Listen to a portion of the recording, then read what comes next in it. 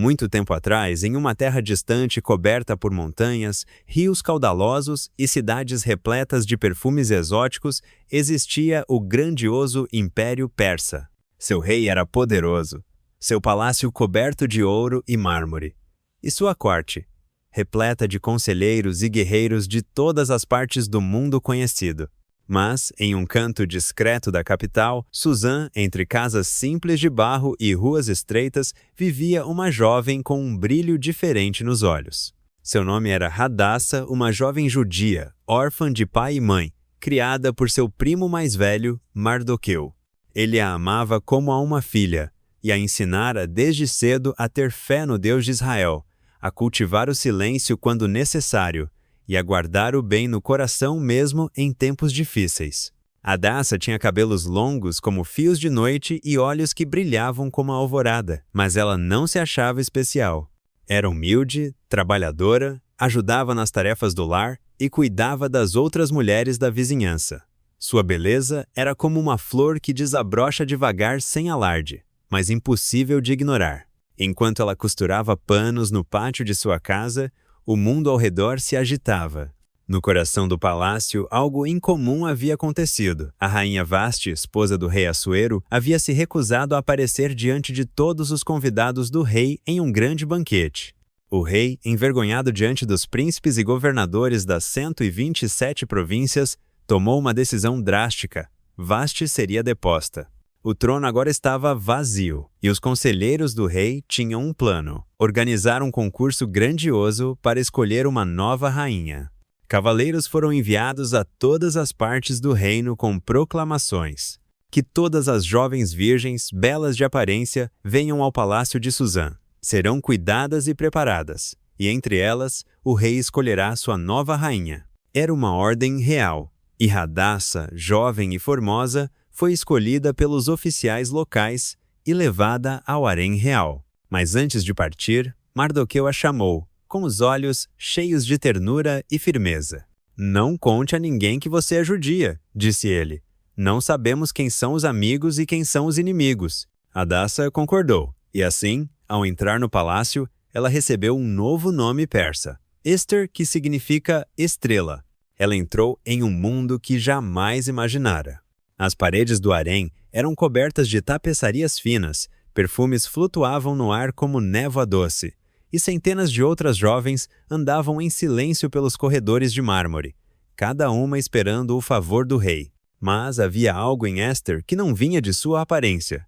Ela falava com gentileza, ouvia com atenção, tratava todos com respeito desde o responsável pelo harém até as servas que preparavam os banhos. Hegai, o eunuco encarregado de cuidar das jovens, notou isso rapidamente, e ela encontrou favor diante dele.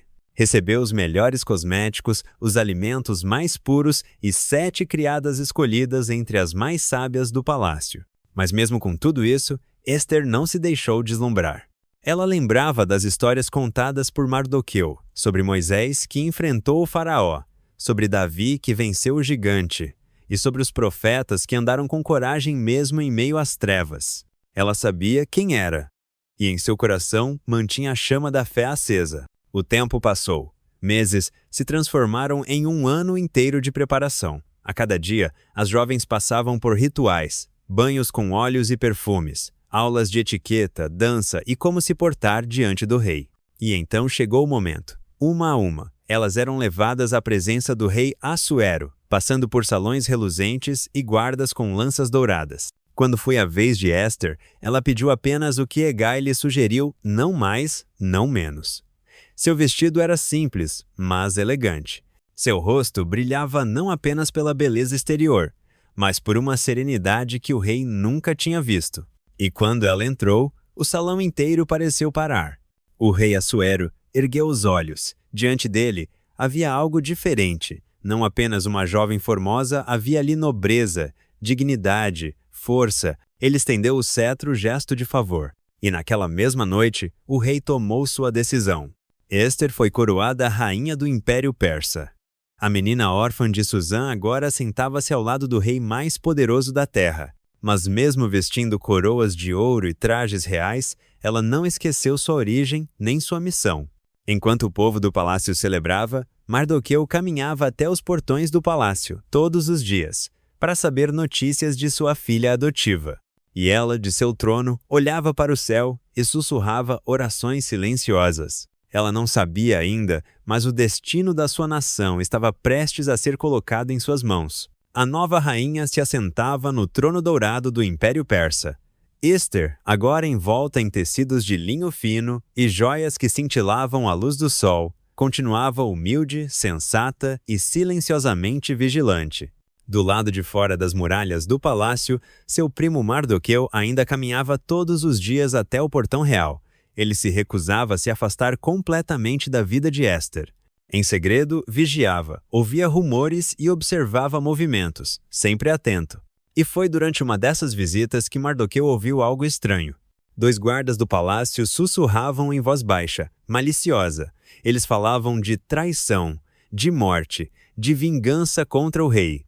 Mardoqueu arregalou os olhos e escondeu-se, ouvindo cada palavra. Hoje à noite, quando o rei sair para caminhar, será o momento certo. Era uma emboscada, um plano para matar o rei Assuero. Sem perder tempo, Mardoqueu mandou uma mensagem urgente a Ester dentro do palácio.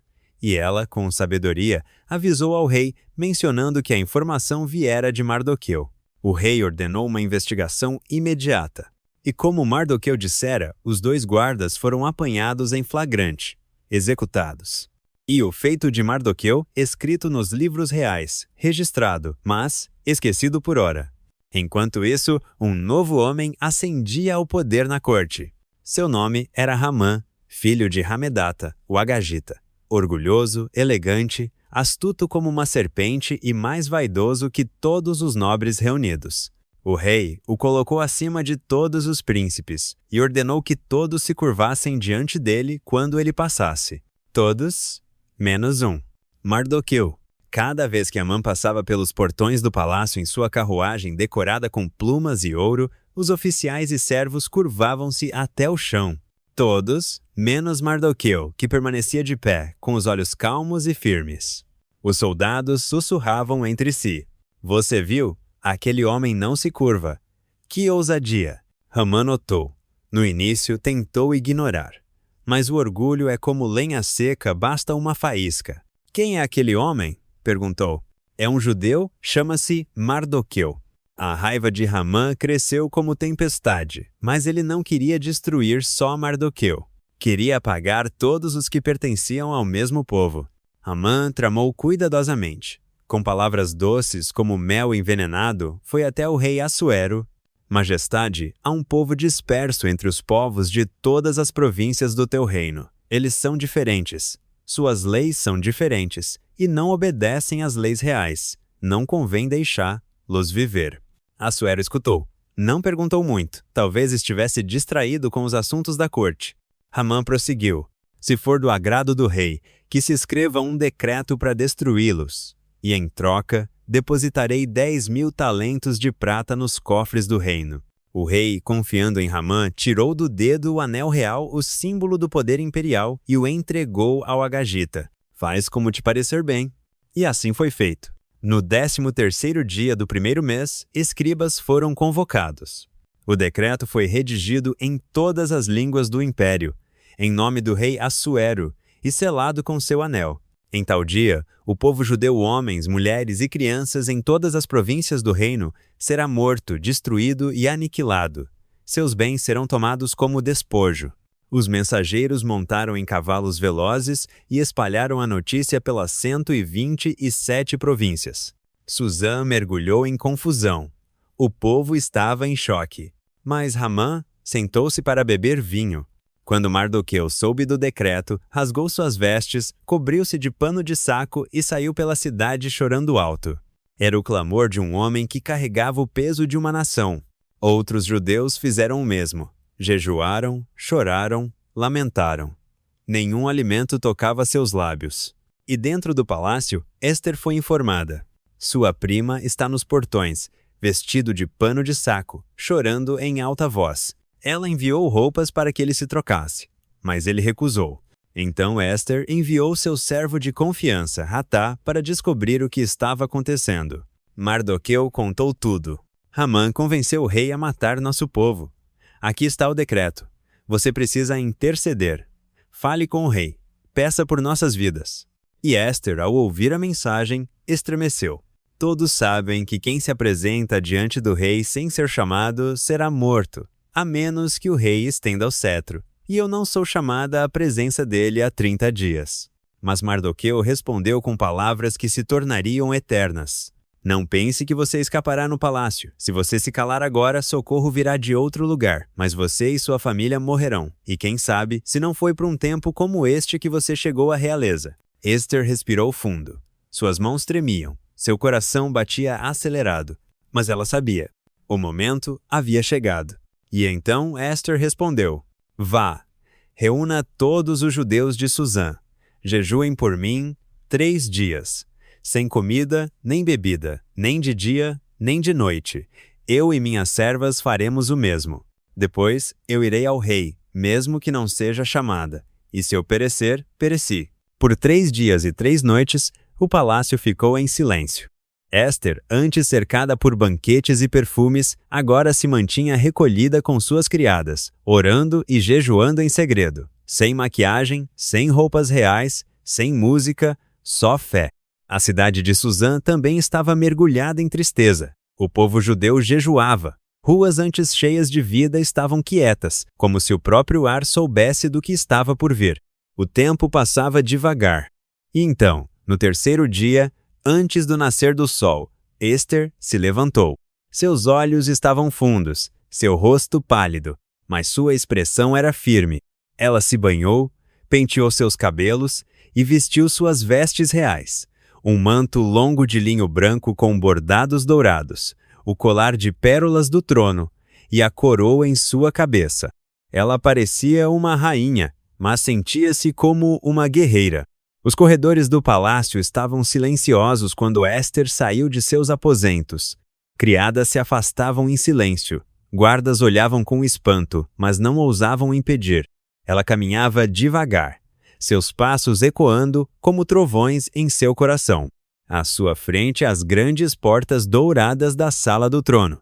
Atrás delas, o rei e a possibilidade da morte.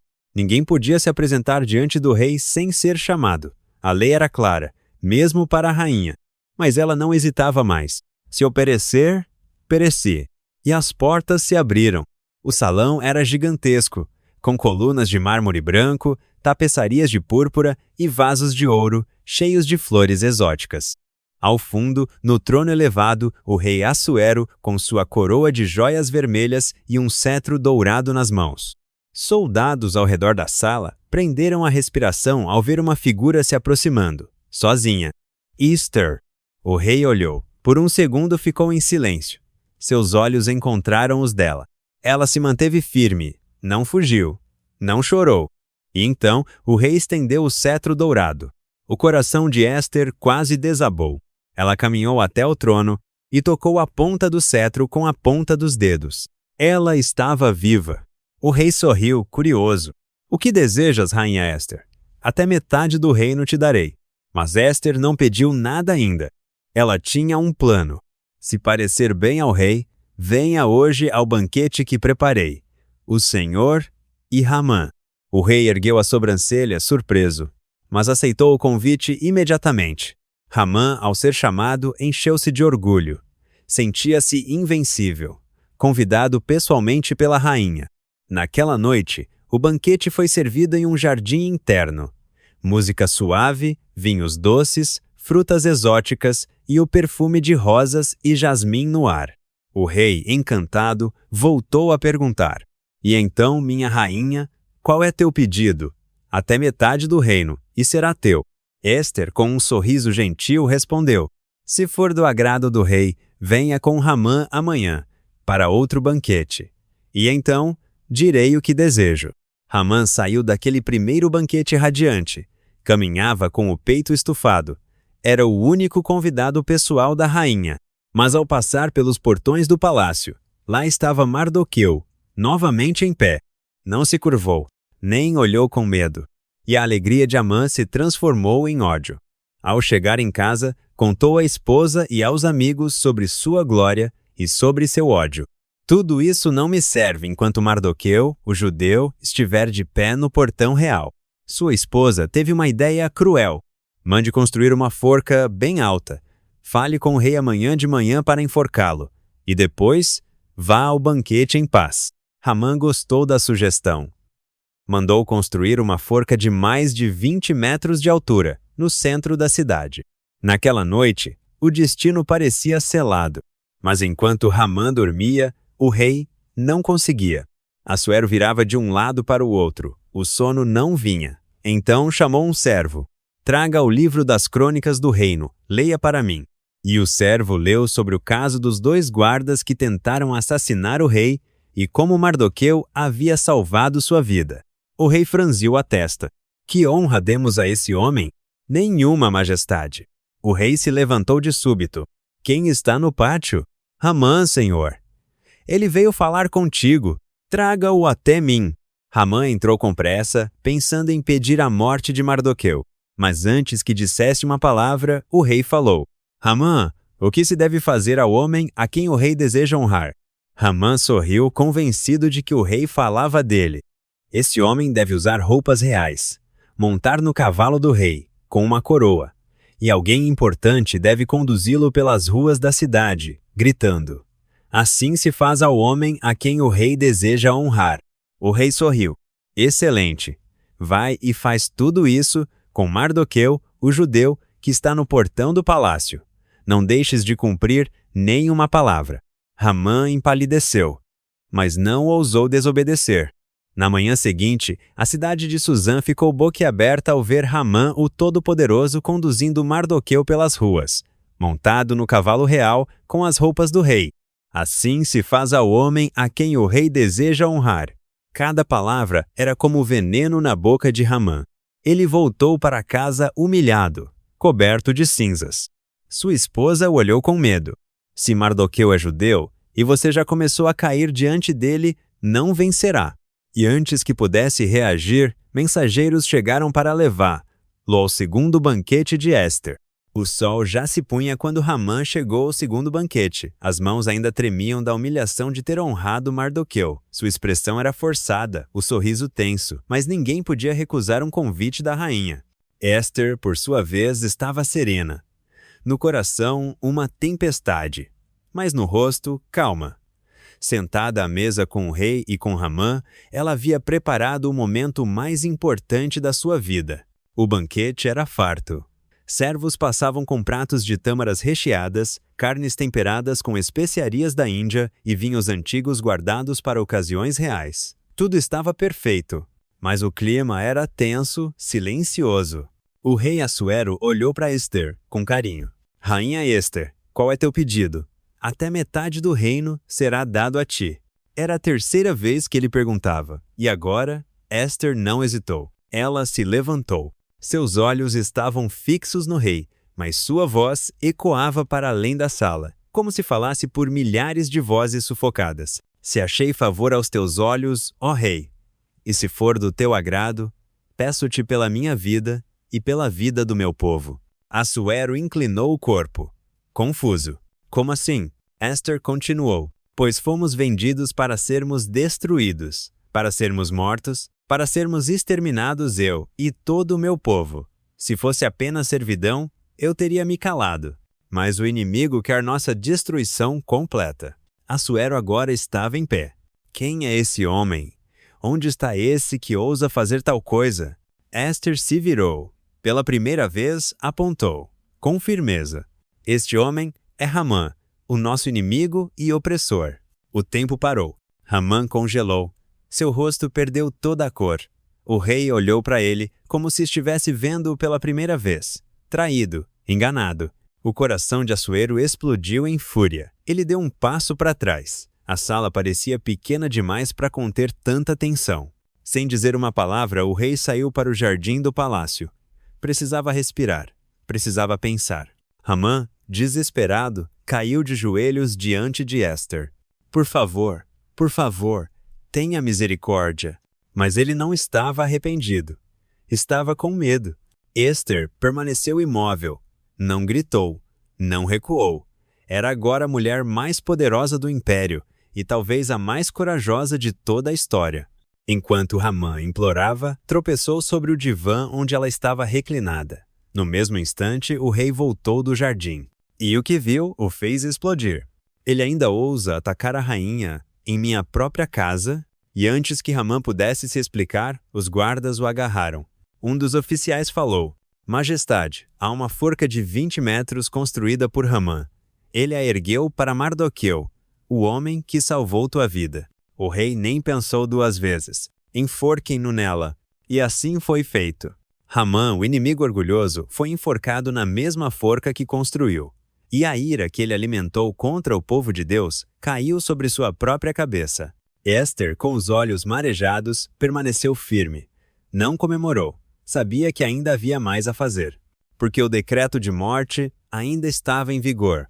No dia seguinte, Esther voltou à presença do rei. Mais uma vez, arriscou-se. Caiu aos pés de Assuero, chorando. Imploro que seja revogado o decreto que Hamã escreveu contra o meu povo. O rei a levantou com cuidado. O cetro novamente estendido. Hamã está morto. E seu anel está aqui. Darei a Mardoqueu. Vocês podem escrever um novo decreto em nome do rei. Mardoqueu, agora vestido com roupas reais azul e branco, com uma grande coroa de ouro, foi chamado ao palácio. O homem que antes se sentava à porta, agora era o segundo mais poderoso do reino. O novo decreto foi escrito. Rapidamente, secretários reais copiaram o texto em todas as línguas do império, com o selo do rei. Em tal dia, o povo judeu terá o direito de se reunir, de se defender e de lutar contra todos que buscarem sua destruição, e poderão tomar os bens de seus inimigos como despojo. Os mensageiros cavalgaram com urgência. O tempo era curto, e nas ruas de cada cidade, onde antes havia medo, começou a surgir esperança. Quando o dia marcado chegou, os inimigos do povo judeu se prepararam para atacar-los, mas encontraram algo que não esperavam: resistência, coragem, unidade. Em todas as províncias, os judeus se defenderam e venceram. De norte a sul, do deserto às montanhas, os que tentaram matá-los foram derrotados. E em Suzã, o povo se reuniu, não para lamentar, mas para celebrar. A partir daquele dia, estabeleceu-se uma nova festa. Purim, a comemoração da virada, da proteção de Deus, da coragem de uma mulher que decidiu arriscar tudo pelo seu povo. Presentes foram trocados, os pobres foram lembrados, e histórias foram contadas de geração em geração. Havia uma rainha chamada Esther, que arriscou sua vida para salvar o seu povo. E assim de Hadassa, a órfã, nasceu Esther, a estrela, a rainha corajosa que brilha até hoje na memória do mundo. Suzã estava em festa. As ruas, antes cobertas de cinzas e silêncio, agora brilhavam com cores, vozes e danças. As casas se enfeitavam com faixas e flores.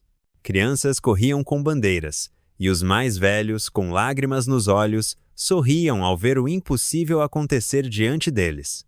O povo judeu, que esteve à beira da destruição, agora celebrava a vida. A coragem de uma mulher havia mudado tudo. Esther, a rainha, agora era não só um símbolo de beleza e realeza, mas de bravura, fé e redenção. No palácio, o rei Assuero declarou um novo decreto: que o povo judeu celebre todos os anos, nos dias 14 e 15 do mês de Adar, a vitória contra os seus inimigos. Que deem presentes uns aos outros e ofertas aos pobres. Que comam, que se alegrem e se lembrem, para sempre. Foi assim que nasceu a festa de Purim. Um nome curioso, vindo de Pur, a palavra usada para o sorteio feito por Hamã, quando ele escolheu o dia da destruição. Ele havia lançado sorte contra o povo de Deus, mas o próprio Deus virou o jogo. E agora, aquele dia seria lembrado não pela dor, mas pela salvação.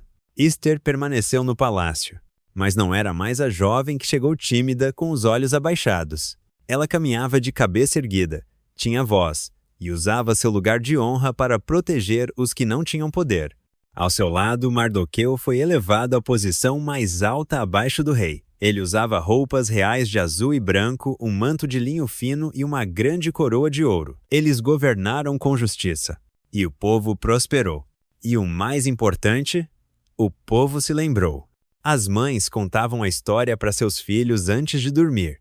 Ela era uma menina como você, que acreditava em Deus, que ouvia o coração, que falou quando ninguém mais podia. Os anciãos ensinavam aos jovens: coragem não é ausência de medo, é decidir fazer o certo mesmo quando se teme. E em cada casa, ano após ano, as famílias se reuniam para ler a história de Éster, comemorar, cantar, repartir comida, ajudar os necessitados. Porque Purim não era só um dia de vitória, era uma memória viva. Éster nunca escreveu livros, nunca liderou exércitos, nunca segurou uma espada, mas sua voz atravessou os séculos. E até hoje, quando alguém se pergunta se pode fazer diferença, quando uma jovem se sente pequena, quando alguém carrega medo no coração, há uma estrela brilhando no céu da fé. E talvez, assim como ela, você tenha sido colocado neste exato momento, nesta família, nesta geração, nesta vida, por um propósito maior. Quem sabe se você não está exatamente onde está, para um tempo como este? Cada história bíblica carrega um propósito e um ensinamento que podem transformar vidas. Espero que esse vídeo tenha sido uma bênção para você. Agora, te convido a refletir. Como essa palavra impactou o seu coração? Compartilhe comigo nos comentários. Se quer continuar nessa jornada de aprendizado e fé, se inscreva no canal, curta e ative as notificações. Nos vemos em breve. Deus te abençoe.